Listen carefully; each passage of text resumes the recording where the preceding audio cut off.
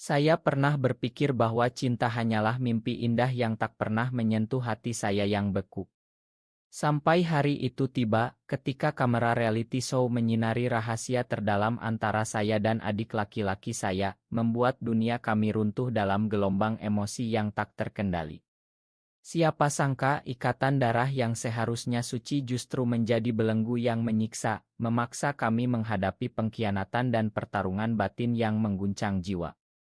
Di Jakarta yang ramai, di mana hiruk-pikuk lalu lintas dan aroma sate kambing menyelimuti udara, saya, Arjuna, hidup sebagai kakak yang sempurna.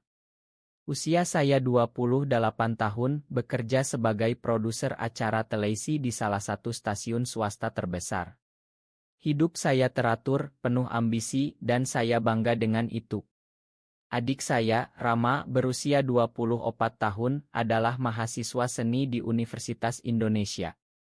Dia selalu menjadi cahaya dalam kegelapan saya, ceria, berbakat, dengan senyum yang bisa melelehkan es di hati siapapun. Kami bukan saudara kandung, Rama diadopsi oleh keluarga kami saat kecil, setelah orang tuanya meninggal dalam kecelakaan di Surabaya. Tapi bagi saya, dia lebih dari saudara. Sejak remaja, ada getaran aneh yang tumbuh di antara kami, sesuatu yang saya tekan dalam-dalam, takut menghancurkannya. Pagi itu, di apartemen kecil kami di kawasan Kemang, Rama datang dengan mata berbinar. Kak, ada kesempatan besar. Reality show rahasia keluarga mengundang kita. Mereka bilang cerita kita unik, saudara yang saling mendukung di tengah kota besar. Saya tertawa, tapi hati saya berdegup kencang. Show itu terkenal karena menggali rahasia keluarga, sering kali memicu kontroversi. Saya ragu, tapi Rama memohon, ini bisa jadi peluang buat karirku, Kak. Bayangkan kita bisa tunjukkan betapa kuatnya ikatan kita. Akhirnya, saya setuju, tanpa tahu bahwa itu adalah awal dari badai. Syuting dimulai di studio di Jakarta Pusat. Kami ditempatkan di rumah simulasi, lengkap dengan kamera tersembunyi. Tantangan pertama adalah berbagi cerita masa kecil.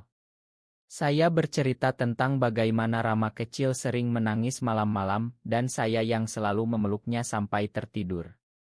Penonton di studio bertepuk tangan, tapi di dalam hati, saya ingat betapa pelukan itu mulai berubah saat kami dewasa.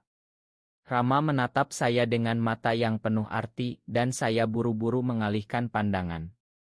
Malam itu, saat kami sendirian di kamar, Rama berbisik, Kak, kenapa kamu selalu menjauh? Aku tahu ada sesuatu di antara kita. Saya diam, tapi jantung saya berteriak. Apakah dia merasakan hal yang sama? Hari-hari berikutnya semakin intens. Produser memaksa kami melakukan tantangan emosional, seperti menulis surat rahasia satu sama lain. Saya menulis tentang betapa saya bangga padanya, tapi menyembunyikan rasa yang lebih dalam. Saat Rama membaca suratnya di depan kamera, air matanya menetes. Kak Arjuna adalah segalanya bagiku. Tapi kadang aku merasa ikatan ini lebih dari saudara. Studio hening, lalu gemuruh tepuk tangan. Tapi di balik layar, teman saya, Budi yang juga kru produksi, mendekati saya dengan wajah curiga. Arjuna, apa yang sebenarnya terjadi? Jangan bilang kalian. Saya menyangkal, tapi benih keraguan sudah ditanam. Konflik mulai muncul saat episode ketiga. Kami dihadapkan pada permainan kebenaran atau tantangan. Rama memilih kebenaran dan pertanyaannya, apa rahasia terbesar yang kamu sembunyikan dari kakakmu? Dia ragu lalu berkata, aku pernah mencintai seseorang yang tak seharusnya. Mata kami bertemu dan saat itu dunia seolah berhenti. Penonton heboh, spekulasi liar beredar di media sosial. Twitter Indonesia ramai dengan hashtag rahasia Arjuna Rama. Saya panik. Di ruang ganti, saya marah pada Rama. Kenapa kamu bilang begitu? Ini bisa hancurkan kita. Dia menangis, Kak, aku lelah menyembunyikan. Aku mencintaimu bukan sebagai saudara. Pengakuan itu seperti bom. Saya mundur, tapi hati saya hancur. Malam itu saya tak bisa tidur. Pikiran saya berputar, bagaimana bisa? Kami dibesarkan bersama, tapi rasa ini nyata. Esoknya, show semakin ganas. Produser, yang haus rating, memasukkan elemen kejutan, wawancara dengan keluarga. Ibu kami muncul di layar, bercerita tentang adopsi Rama. Dia seperti anak kandungku, katanya. Tapi lalu, ada twist, seorang sepupu jauh mengungkap bahwa Rama pernah curhat padanya tentang perasaannya terhadap saya. Studio bergemuruh. Saya merasa dikhianati. Rama, kenapa kamu cerita ke orang lain? Tanya saya di depan kamera, suara gemetar. Rama menunduk, aku takut sendirian dengan perasaan ini, Kak. Saat itu, saya sadar betapa dalam luka yang dia bawa. Tapi pengkhianatan itu menyakitkan. Di luar syuting, Budi mendekati saya lagi. Arjuna, ini bahaya. Masyarakat Indonesia konserati. Kalau rahasia ini bocor benar-benar, karirmu tamat. Saya marah, tapi dia benar. Malam itu, saya bertengkar hebat dengan Rama. Kita harus berhenti. Ini salah, teriak saya. Dia menangis, tapi cinta tak pernah salah, Kak. Hanya dunia yang tak mengerti. Episode berikutnya membawa kami ke Bali untuk tantangan liburan keluarga. Di Pantai Kuta, di bawah matahari terbenam, kami diminta berbagi momen intim bukan isik, tapi emosional. Kami berjalan di pasir, dan Rama berkata, ingat waktu kecil, kita main di pantai Seminyak. Saat itu, aku sudah merasa aman bersamamu. Saya diam, tapi hati saya meleleh. Kamera menangkap segalanya, dan rating melonjak. Tapi di hotel, saya mendapat pesan dari produser, kami tahu ada yang lebih. Kalau tak diungkap, show ini mati. Tekanan itu membuat saya gelisah. Di tengah malam, Rama datang ke kamar saya. Kak, makan aku. Aku tak ingin menyakitimu. Kami berbicara panjang, mengungkap luka masa lalu. Saya cerita tentang bagaimana saya menekan perasaan ini karena takut kehilangan keluarga. Rama mengaku dia pernah mencoba melupakan dengan pacar lain tapi gagal. Saat itu untuk pertama kalinya saya akui aku juga mencintaimu, Rama. Tapi ini rumit. Pelukan kami penuh emosi tapi tak melampaui batas. Pagi harinya show melanjutkan dengan tantangan besar, konfrontasi rahasia. Di studio Bali, kami dihadapkan pada panel juri yang terdiri dari psikolog dan selebriti. Mereka tanya langsung apa hubungan kalian sebenarnya. Saya ragu tapi Rama berani. Kami saling mencinta tapi bukan sebagai saudara biasa. Gasp terdengar di mana-mana. Media meledak. Keluarga kami marah besar. Ibu menelepon, apa yang kalian lakukan? Ini aib. Saya merasa dunia runtuh. Budi yang saya anggap teman, ternyata membocorkan rekaman pribadi ke media untuk promosi pribadi. Pengkhianatan itu seperti pisau di punggung. Saya konfrontasi Budi di belakang panggung. Kenapa kamu lakukan ini? Dia tersenyum sinis, rating bro. Ini bisnis. Saya marah, tapi lebih sakit lagi melihat Rama hancur. Dia menarik diri, tak mau bicara. Di pesawat kembali ke Jakarta, kami diam 1000 bahasa. Hati saya penuh konflik, cinta ini nyata, tapi masyarakat tak siap. Di rumah, kami bertengkar lagi. Semua karena kamu. Kenapa ikut show ini, tuduh saya. Rama menangis, karena aku ingin bebas, Kak. Bebas mencintaimu tanpa rahasia. Hari-hari berikutnya adalah neraka. Media memburu kami, #cinta terlarang trending. Teman-teman menjauh, pekerjaan saya terancam. Saya dipecat dari stasiun karena kontroversi. Rama drop out dari kuliah karena bullying. Kami terisolasi, hanya saling bergantung. Di tengah itu, saya sadar betapa dalam cintaku padanya. Malam-malam kami bicara tentang mimpi kami, hidup bersama di desa kecil di Yogyakarta, jauh dari hiruk-pikuk. Tapi realitas menyiksa. Akhirnya, klimaks tiba di episode Inal. Di studio megah di Jakarta, kami diminta memilih, mengakui atau menyangkal. Di depan jutaan penonton, saya berdiri. Cinta kami tak biasa, tapi itu tak membuat kami monster. Kami manusia, dengan hati yang berdetak untuk satu sama lain. Rama memeluk saya, air mata mengalir. Penonton terbagi, ada yang mendukung, ada yang menghujat. Tapi saat itu, kami merasa bebas. Setelah show berakhir, kehidupan kami berubah. Keluarga memutus hubungan, tapi kami pindah ke Bali, membuka kai kecil di Ubud. Di sana, di antara sawah hijau dan aroma kopi luwak, kami menemukan kedamaian. Cinta kami tumbuh bukan dalam gelap, tapi di cahaya terang. Meski ada luka, kami belajar bahwa cinta sejati tak pernah kalah oleh dunia. Dan di hati saya, Rama tetap cahaya abadi. Saya bangun pagi itu dengan hati yang berat, aroma nasi goreng dari dapur kecil kami di Ubud menyusup ke kamar. Setelah show itu, hidup kami seperti roller coaster, naik turun tanpa henti. Rama masih tidur, wajahnya tenang di bawah selimut tipis. Saya duduk di tepi ranjang, memandangnya, dan pikiran saya kembali ke masa lalu. Bagaimana semuanya dimulai? Mungkin dari pelukan malam saat kecil, atau dari tatapan lama saat remaja. Tapi sekarang, setelah pengkhianatan dan badai, kami di sini mencoba membangun ulang. Pagi itu, Rama bangun dengan senyum lelah.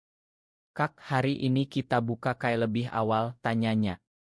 Saya mengangguk, tapi hati saya gelisah. Kemarin ada email dari produser show, mereka ingin sequel. Jangan pikirkan, Rama.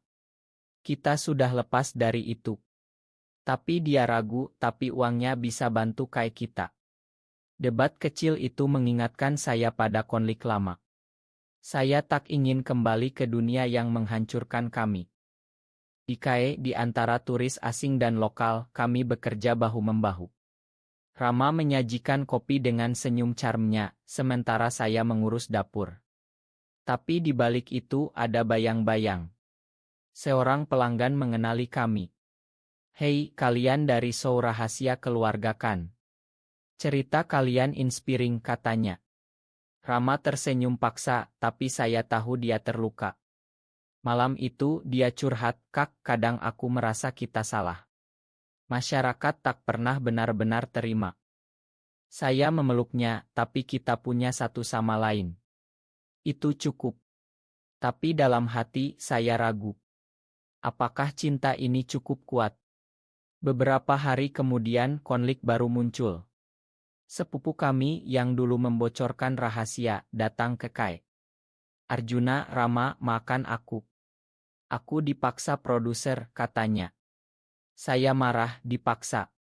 Kamu khianati keluarga." Rama lebih tenang, "Sudahlah, Kak. Biar berlalu." Tapi pengakuan itu membuka luka lama. Malam itu, kami bertengkar hebat. "Kenapa kamu selalu makan orang? Mereka hancurkan kita," teriak saya. Rama menangis, "Karena aku tak ingin hidup dalam dendam, Kak. Cinta kita sudah cukup berat." Saya diam, menyadari betapa egoisnya saya. Esoknya, saya minta maaf, dan kami berdamai dengan pelukan hangat. Tapi badai belum usai. Media kembali ramai, ada petisi online menentang cinta terlarang seperti kami. Di tengah tekanan, Rama jatuh sakit. Demam tinggi, mungkin karena stres. Saya rawat dia di rumah sakit kecil di Ubud. Di sana, duduk di samping ranjangnya, saya berdoa. "Jangan tinggalkan aku, Rama." Pikiran saya berputar, bagaimana jika dia pergi? Cinta ini yang kami perjuangkan akan sia-sia. Dokter bilang itu hati gue, tapi bagi saya itu peringatan. Saat Rama sadar, dia berbisik, "Kak, aku takut kehilanganmu." Kami pulang dan saya putuskan untuk lebih kuat. Kami mulai terapi bersama psikolog di Denpasar. Di sesi itu, kami ungkap semua rasa bersalah, ketakutan, dan cinta yang dalam. Psikolog bilang, cinta kalian unik, tapi kalian harus hadapi dunia dengan bijak. Itu membantu. Lambat laun, kami ramai dan kami dapat dukungan dari komunitas di Bali. Tapi lalu pengkhianatan baru datang. Budi, teman lama saya, muncul di KAI. Arjuna, aku minta maaf. Aku yang bocorkan rekaman itu, katanya. Saya, kenapa? Kita teman. Dia mengaku aku iri. Kamu punya Rama, aku sendirian. Pengakuan itu menyakitkan, tapi Rama bilang, makan dia, Kak. Kita semua manusia. Saya makan, tapi hati masih luka. Hari-hari berikutnya, kami fokus pada masa depan. Rama mulai melukis lagi karya-karyanya tentang cinta dan perjuangan. Salah satunya, potret kami di pantai, laku terjual ke turis. Saya bangga. Tapi konflik internal saya muncul lagi. Di malam hujan, saya curhat, Rama, kadang aku pikir kita sebaiknya pisah. Demi kebaikanmu. Dia marah, jangan bilang begitu. Kita sudah lewati banyak. Debat itu membawa kami ke titik rendah. Rama pergi ke rumah teman di Seminyak, meninggalkan saya sendirian. Hati saya hancur. Saya sadar, tanpa dia, hidup kosong. Saya cari dia dan di pantai, kami bertemu. Rama. Aku tak bisa tanpamu. Kami berdamai, lebih kuat dari sebelumnya. Akhirnya, kami putuskan untuk ado caci. Kami bicara di seminar kecil tentang hak di Indonesia. Respons positif meski ada hujatan. Di akhir, kami merasa damai. Cinta kami, meski terlarang di mata banyak orang, adalah anugerah. Di Ubud, di bawah bintang, kami janji selamanya. Hidup di Ubud membawa kedamaian sementara, tapi bayang-bayang masa lalu tak pernah benar-benar hilang. Setiap pagi, saat saya menyeduh kopi luwak untuk pelanggan, pikiran saya sering melayang ke show yang mengubah segalanya. Rama, dengan semangat barunya, sibuk dengan lukisannya. Dia menciptakan seri tentang kecinta yang tersembunyi, diinspirasi dari kisah kami. Kak, ini cara aku ekspresikan apa yang kita rasakan, katanya suatu hari, sambil menunjukkan kanas penuh warna hangat. Tapi di balik senyum itu, saya tahu ada luka. Malam-malam, Rama sering terbangun dari mimpi buruk, bermimpi tentang hujatan online. Saya peluk dia, berbisik, semua akan baik-baik saja. Tapi dalam hati, saya ragu. Masyarakat Indonesia, dengan nilai tradisionalnya, sulit menerima kami. Suatu hari, ada demo kecil di depan KAI, kelompok konservatif menuntut kami tutup. Ini tempat dosa, teriak mereka. Polisi datang, tapi hati kami terluka. Rama hancur. Kak, mungkin kita salah pilih tempat. Saya kuatkan dia, tidak, ini rumah kita. Tapi konflik itu memicu pertengkaran. Kenapa kita tak pergi ke luar negeri? Di sana lebih bebas, usul Rama. Saya marah, ini tanah air kita. Kita harus berjuang di sini. Dia menangis, tapi aku lelah, Kak. Malam itu, dia tidur di sofa, meninggalkan saya dengan pikiran gelap. Esoknya, kejutan datang. Ibu menelepon setelah berbulan-bulan diam. Arjuna, Rama. Aku rindu kalian. Suaranya gemetar. Kami terkejut. Ternyata dia menonton seminar kami dan mulai memahami. Aku tak setuju, tapi kalian anakku. Pertemuan di Jakarta menjadi momen emosional. Di rumah lama di Menteng, kami bertemu. Ibu peluk kami, air mata mengalir. Makan ibu yang buta. Rama menangis, kami juga Bu. Tapi pengampunan itu tak mudah. Ayah yang lebih konservatif masih menolak. Ini tak sesuai agama, katanya. Konflik keluarga memuncak. Di meja makan debat sengit terjadi. Saya bela kami, cinta tak pilih gender atau ikatan. Ayah marah, kalian hancurkan nama keluarga. Rama diam, tapi matanya penuh luka. Pulang ke Bali, kami lebih dekat, tapi luka baru terbuka. Di KAI, bisnis mulai goyah karena boikot. Kami hampir bangkrut. Rama usul jual lukisan online. Ini bisa selamatkan kita. Saya setuju dan itu berhasil. Dukungan dari komunitas internasional datang.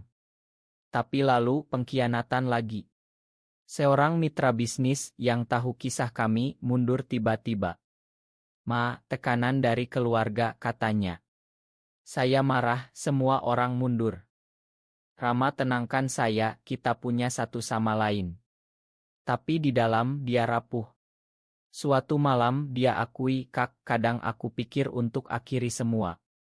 Kata itu seperti petir. Saya panik, jangan. Aku butuh kamu. Kami bicara panjang mengungkap ketakutan terdalam. Ternyata Rama trauma dari bullying pasca show. Saya janji kita lawan bersama. Kami ikut support grup di Denpasar. Di sana kami temui cerita mirip. Itu beri kekuatan. Rama mulai aktif bicara di end kecil. Saya bangga tapi cemburu muncul. Ada pria lain di grup yang dekat dengan Rama. Siapa dia? Tanya saya. Rama tertawa, teman, Kak. Jangan cemburu. Tapi hati saya gelisah mengingatkan pada kerapuhan cinta kami. Konflik memuncak saat pria itu, namanya Dion, ajak Rama kolaborasi seni. Saya ragu, jangan-jangan dia suka kamu. Rama marah, kamu tak percaya aku. Pertengkaran hebat, saya tuduh dia selingkuh emosional. Rama pergi, tinggal di studio Dion. Hati saya hancur. 2 hari tanpa kabar, saya cari dia. Di studio, saya temui mereka bicara seni. Rama. Aku takut kehilanganmu. Kami berdamai lebih dalam. Dion ternyata suporti bahkan bantu promosi Kai. Pelajaran itu buat kami lebih kuat. Akhirnya, Kai bangkit dan kami rencanakan pernikahan simbolis di pantai. Meski tak legal, itu janji kami.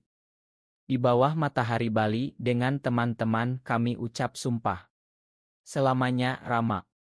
Cinta kami penuh luka dan pengkhianatan akhirnya menemukan cahaya. Tahun berganti di Ubud dan Kai kami menjadi simbol harapan bagi banyak orang. Setiap hari pelanggan datang bukan hanya untuk kopi tapi untuk cerita kami. Rama dengan lukisannya yang semakin terkenal sering diundang pameran di Jakarta. Kak, ini berkatmu, katanya selalu. Tapi di balik sukses ada kerapuhan. Saya sering terbangun malam memikirkan jika semua ini hilang. Suatu hari undangan datang, reality show baru ingin wawancara kami sebagai pasangan inspiratif. Rama antusias, ini kesempatan tunjukkan perubahan. Saya ragu, ingat yang dulu. Itu hampir hancurkan kita. Debat kecil itu menguak konflik lama. Akhirnya kami tolak, memilih kedamaian. Tapi masalah baru muncul. Ayah sakit dan ibu minta kami pulang. Di rumah sakit di Surabaya, kami bertemu. Ayah lemah, tapi matanya penuh penyesalan. Arjuna, Rama. Makan ayah. Kami menangis, memakan. Kami sayang ayah, kata Rama. Momen itu satukan keluarga, meski rapuh. Pulang ke Bali, Rama jatuh ke depresi ringan. Kak, aku takut kehilangan lagi. Saya dukung dia ikut terapi. Di sesi, dia ungkap rasa bersalah atas show dulu. Aku yang paksa, Kak. Saya peluk, kita sama-sama salah, tapi sekarang benar. Bisnis berkembang, kami buka cabang di Seminyak. Tapi pengkhianatan datang dari karyawan, dia curi resep dan buka saingan. Kenapa, tanya saya. Dia akui, karena kalian berbeda. Itu sakit, tapi kami lawan secara hukum. Rama bilang, ini ujian, Kak. Di tengah itu, cinta kami diuji. Saya dapat tawaran kerja di Singapura, gaji besar. Ini bisa aman finansial, kata saya. Rama sedih, tapi kita pisah. Debat hebat, saya hampir pergi. Tapi di bandara, saya kembali. Aku tak bisa tanpamu. Rama peluk saya, terima kasih, Kak. Kami rencanakan liburan ke Lombok untuk reres. Di Pantai Pink kami bicara mimpi. Ingin anak adopsi suatu hari, kata Rama. Saya tersenyum, ya, keluarga kita. Tapi realitas keras, hukum Indonesia tak ingkan. Kembali kami aktif di komunitas. Rama bicara di konferensi di Yogyakarta. Di sana ada ancaman dari kelompok radikal. Kalian dosa, teriak mereka. Kami selamat tapi trauma. Malam itu Rama menangis, kenapa dunia benci kita. Saya kuatkan karena mereka tak paham cinta. Pelajaran itu buat kami lebih dekat. Akhirnya kami tulis buku tentang kisah kami, cinta di balik rahasia. Buku laku beri harapan bagi banyak. Di akhir tahun kami rayakan anniversary di Gunung Bromo. Di Sunrise kami janji lagi. Selamanya. Cinta kami penuh drama, akhirnya damai. Waktu terus berlalu dan Ubud menjadi rumah sejati kami. Kai berkembang menjadi jaringan kecil dengan cabang di Kuta dan Sanur. Rama sekarang seniman terkenal, sering bepergian untuk pameran. Kak, aku kangen rumah, katanya selalu ia ideocal. Saya tersenyum tapi hati gelisah, jarak bisa bahayakan cinta. Suatu hari, saat Rama di Jakarta untuk pameran, saya dapat pesan aneh. Oto dia dengan pria lain dekat sekali. Siapa ini? Tanya saya. Rama jawab, teman galeris. Jangan curiga. Tapi benih keraguan tumbuh. Malam itu saya tak tidur, memikirkan pengkhianatan masa lalu. Saat dia pulang, konfrontasi terjadi. Kamu bohong, tuduh saya. Rama marah, kamu tak percaya. Setelah semua, dia pergi ke studio, tinggalkan saya sendirian. Hati hancur, saya cari tahu. Ternyata Oto itu editan dari Haters Only Neck. Saya minta Rama. Aku bodoh. Berdamai, tapi luka baru. Kami putuskan liburan ke Raja Ampat untuk healing. Di perairan biru kami snorkeling, lupakan dunia. Kak, cinta kita lebih kuat dari ombak, kata Rama. Saya setuju, peluk dia di bawah air. Kembali masalah keluarga muncul. Ibu sakit, kami ke Surabaya. Di sana ayah sudah lebih terbuka. Kalian bahagia, itu cukup. Momen itu hangatkan hati. Bisnis diuji lagi, pandemi kecil di Bali. Kayak tutup sementara. Kami gunakan waktu untuk releksi. Rama lukis seri baru tentang resilience. Saya bantu dan itu perkuat ikatan. Tapi konflik internal Rama muncul. Kak, aku ingin anak. Tapi bagaimana, tanyanya. Saya ragu, adopsi sulit. Debat, tapi kami cari solusi, sukarelawan di panti asuhan. Akhirnya, kami adopsi anak yatim secara tidak resmi, bantu pendidikannya. Itu beri makna baru. Di akhir, kami rayakan di Borobudur, di bawah candi kuno. Cinta kami abadi, janji kami. 10 tahun setelah show itu, hidup kami seperti mimpi yang jadi nyata. Kai kami terkenal di seluruh Bali, dan Rama menjadi ikon seni Indonesia. Saya sebagai manajernya bangga tak terkira. Tapi di balik itu ada refleksi mendalam. Setiap malam di teras rumah kami di Ubud, kami bicara tentang perjalanan kami. Rama ingat hok pertama di show. Saat aku akui semuanya, kata saya. Dia tersenyum, itu titik balik. Dari rahasia ke kebebasan. Kami peluk, merasakan kedamaian. Tapi dunia masih keras. Ada undang-undang baru yang ancam hak kami. Kami ikut protes damai di Jakarta. Di sana kami temui dukungan besar. Kalian inspirasi, kata banyak orang. Konflik terakhir muncul saat Rama dapat tawaran pameran internasional di Amsterdam. Ini mimpi, Kak. Saya dukung tapi takut pisah. Pergilah, aku tunggu. Bulan-bulan tanpanya sulit, tapi komunikasi jaga api cinta. Saat pulang, dia bawa berita, aku tolak tinggal di sana. Rumahku di sini bersamamu. Kami rayakan dengan perjalanan ke Lores, melihat komodo dan alam indah. Di akhir hidup kami tulis memoir bersama. Buku itu beri harapan bagi generasi muda. Cinta kami, penuh drama dan pengkhianatan, berakhir dengan pesan personel, cinta sejati tak kenal batas. Di pantai Bali, di bawah matahari terbenam, kami duduk bersama. Terima kasih, Kak, kata Rama. Saya jawab, selamanya. Dan begitulah, kisah kami menjadi legenda, cinta yang menang atas segala.